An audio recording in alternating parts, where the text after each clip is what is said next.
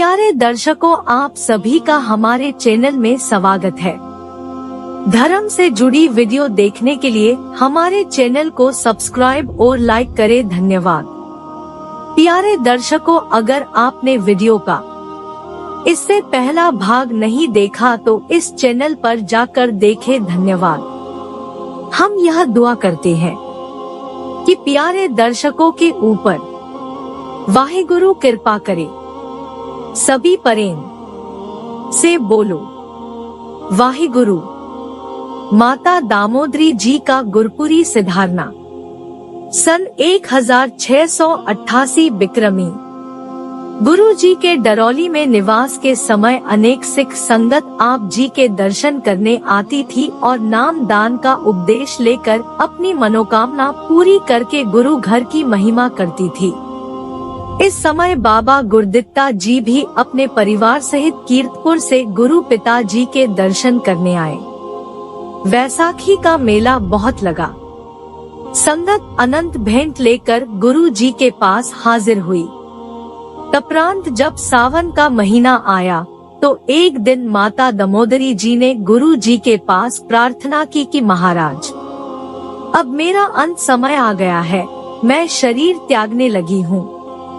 मुझसे अगर अनजाने में कोई गलती हो गई हो तो उसे क्षमा कर देना। गुरु जी ने कहा, स्तनाम का जाप करो, अपनी वृत्ति को प्रभु ज्योति में लगाकर परमति को प्राप्त हो।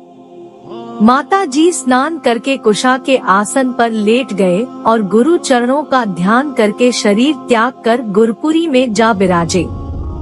शरीर का संस्कार करके गुरुजी ने बाबक रबाबी से कीर्तन करवाया और कढ़ा प्रसाद की देग बांट कर डेरे आ गए।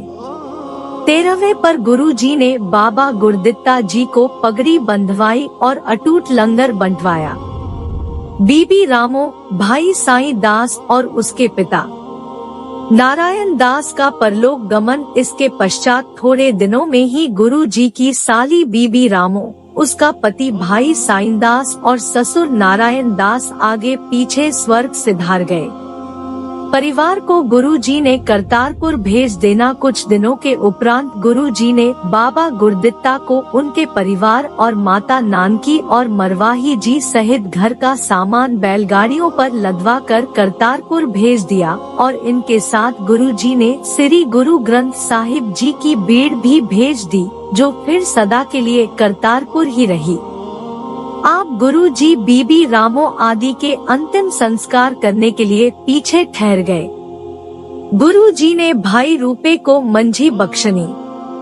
सारे परिवार और सामान को करतारपुर भेजकर गुरु जी ने भाई विधि चंद को कहा, साईं दास और बीबी रामो परलोक सिधार गए हैं। यहाँ सूनापन छा गया है, उदासी छा गई है। अब हमारा यहाँ रहने को मन नहीं करता, इसलिए कल प्रातःकाल चलने की तैयारी कर लो। भाई साधु और रूपे ने अपने नए गांव रूपेके में एक बहुत बड़ी सुंदर धर्मशाला बनवाई थी, जिसमें सबसे पहले गुरु जी के चरण डलवाना चाहते थे।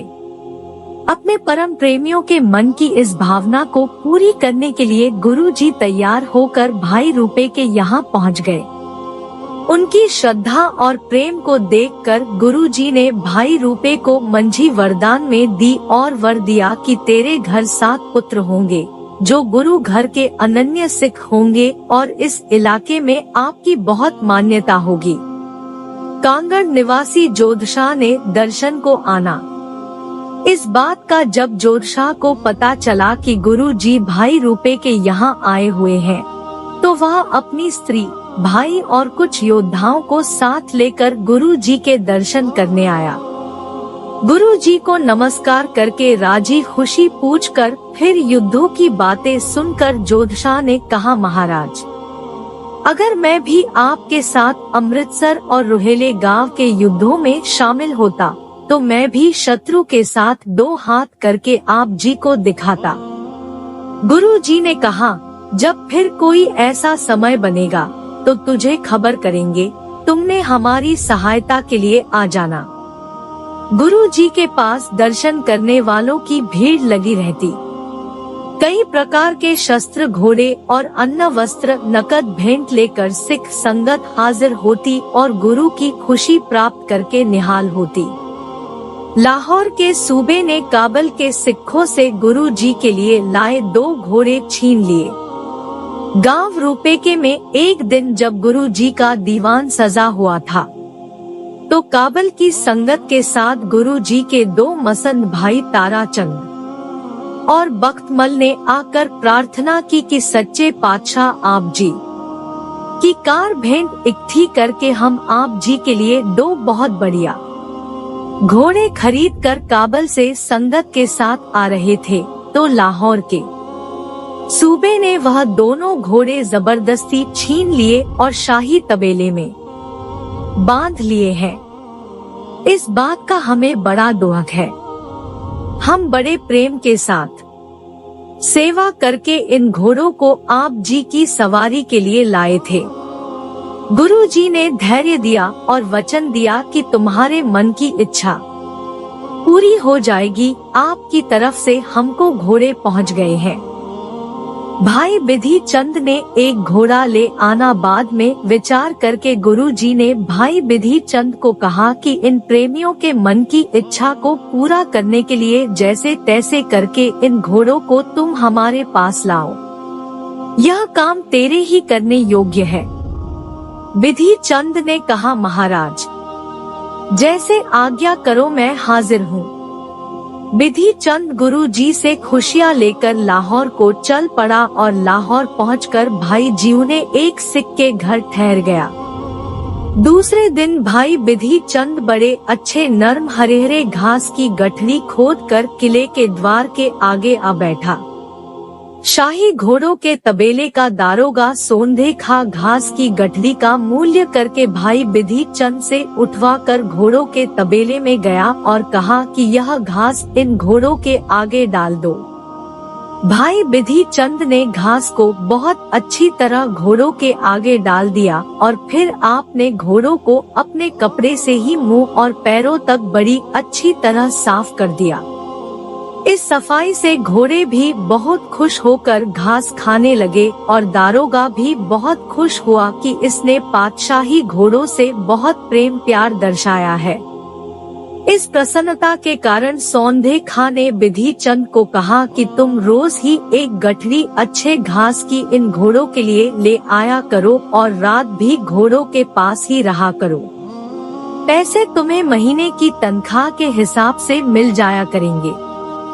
इस फैसले के अनुसार बिधि चंद को घोड़ों के तबेले के पास रहने को जगह मिल गई और वह रोज ही एक गठरी घास की लाकर घोड़ों की मालिश और सफाई करके बड़े प्रेम से खिलाता।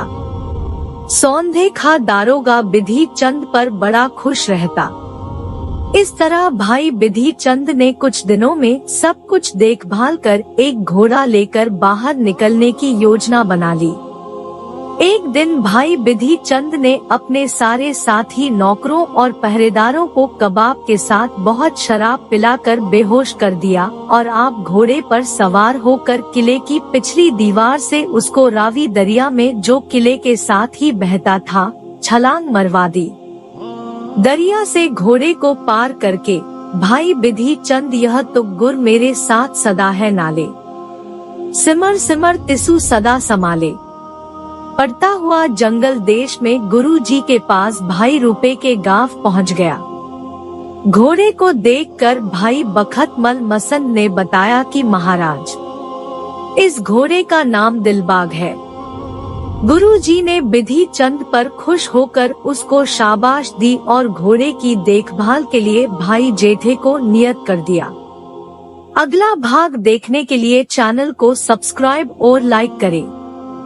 धन्यवाद।